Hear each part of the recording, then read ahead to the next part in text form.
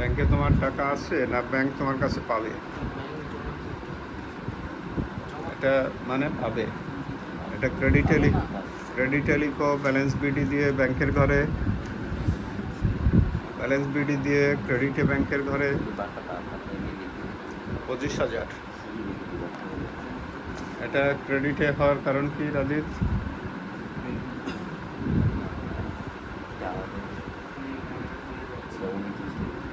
এটা তোমার নেগেটিভ দিক। তোমার কাছে যে ব্যাংক পাবে তা না, তুমি যে ব্যাংকের কাছে পাবা তা না, তোমার কাছে ব্যাংক পাবে। এই জন্য ক্রেডিটে লিখলা। এরপরে দেখো 28 তারিখ লিখতে বলছে, পাওয়া গেল বলছে, তাহলে টাকা বাড়বে না কমবে? বাড়বে। এই জন্য দেনাদার লিখে ডেবিটে নগদে লিখো 3,850 আর বাট্টায় 150। স্যার বাট্টা দেওয়া হলে মানে ডিসকাউন্ট দেওয়া হলো না স্যার? হ্যাঁ, আর এটা স্যার ডেবিটে কেন? বলছিলাম মূল লেনদেন যেদিকে আসে বাট্টা সেদিকে আসে। তুমি যেখানে যাচ্ছ তোমার হাত পা সহ যাচ্ছে না? হ্যাঁ, তেমন ওখানে মূল লেনদেন কোন দিকে যাচ্ছে? পাওয়া গেল বললে ডেবিটে স্যার। ডেবিটে 3,850 ডেবিটে নগদে লিখবা, পাশেই ডেবিট দিকেই বাট্টার ঘরে 150 লিখে দিবা। কারণ বাট্টা দেওয়া হলে কি, ডেবিটে যাওয়ার আরও একটা কারণ, বাট্টা দেওয়া হলে ব্যয় না, ব্যয়ের ক্ষেত্রে বাট্টা ডেবিট হয় না। এই জন্য ডেবিটে ঘরে যাচ্ছে।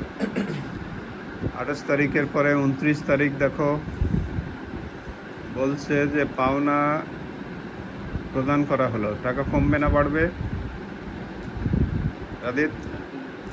এই জন্য ক্রেডিটে লিখো, পাওনাদার লিখে ক্রেডিটে নগদের ঘরে 9,350 আর বাট্টার ঘরে 150। সবার খাতা আমি চেক করব, কিন্তু প্রদান করলে কমে যাচ্ছে না। পাওনাদার লিখে ক্রেডিটে ব্যাংকের ঘরে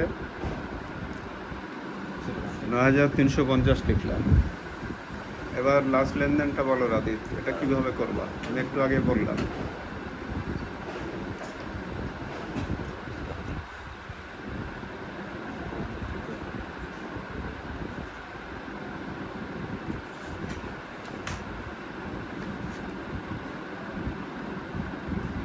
বলছে নগদ টাকার 2500 রেখে জমা দেয়া হলো।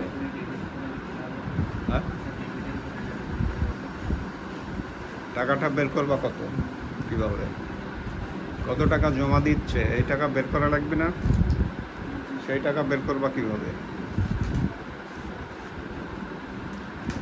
আবার শোনো, এতক্ষণ ডেবিটে নগদে যা লিখেছো তা থেকে ক্রেডিটে নগদ ক্যালকুলেটরে বাদ দাও। এতক্ষণ ডেবিটে নগদে কি লিখেছো? 30,000। আর ডেবিটে নগদে লিখেছো 3,850 নাকি? এই দুইটা যোগ করো। এখান থেকে দেখো ক্রেডিটে নগদে লিখেছো 9,350। এটা বাদ দিলে কত হয়? ক্যালকুলেটর ধরো, আছে ক্যালকুলেটর?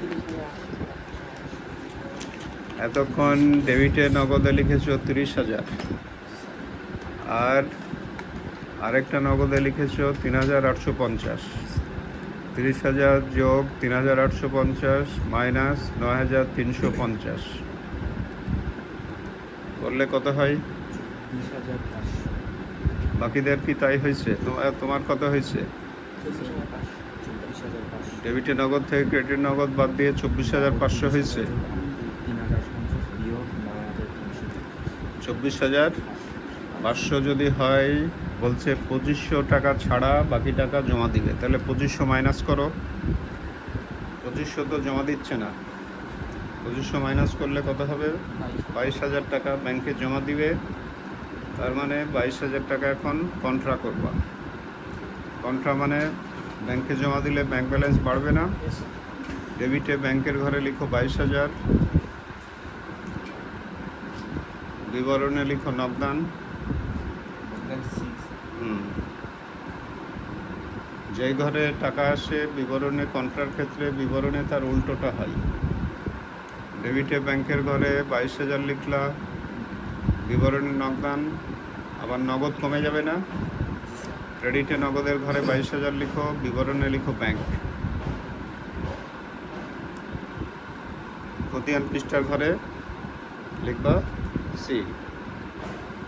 ক্রেডিটে তাহলে ডেবিটে ব্যাংকের ঘরে লিখলা কারণ ব্যাংক ব্যালেন্স বেড়ে যাচ্ছে, আর ক্রেডিটে নগদে লিখলা কারণ নগদ কমে যাচ্ছে। লিখে সি লিখলা, কন্ট্রা লিখলা, এটা দুই দিকে আসলো এই জন্যই কন্ট্রা লিখলা। এরপর ব্যাংকের দিকে সি হবে, দুই দিকেই সি হবে। এরপরে এখন অন্যান্য অঙ্কের মতো ব্যালেন্স বের করো। ব্যালেন্স বের করার যে নিয়ম সেভাবে ব্যালেন্স বের করো। বেশিরভাগ ক্ষেত্রে ডেবিটে নগদ বেশি হয়, ডেবিটে নগদের ঘরে যোগফল বসাও। ডেবিটে নগদের ঘরে যোগফল ক্রেডিটে লিখে মাইনাস করে যা হবে সেটাকে লিখবা ব্যালেন্স সিডি।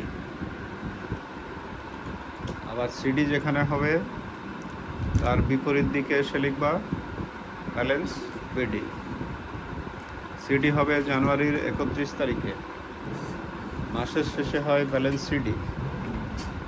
আর বিডি হয় বিপরীত দিন, ব্যালেন্স বিডি লিখে ওই টাকা লিখবো আবার।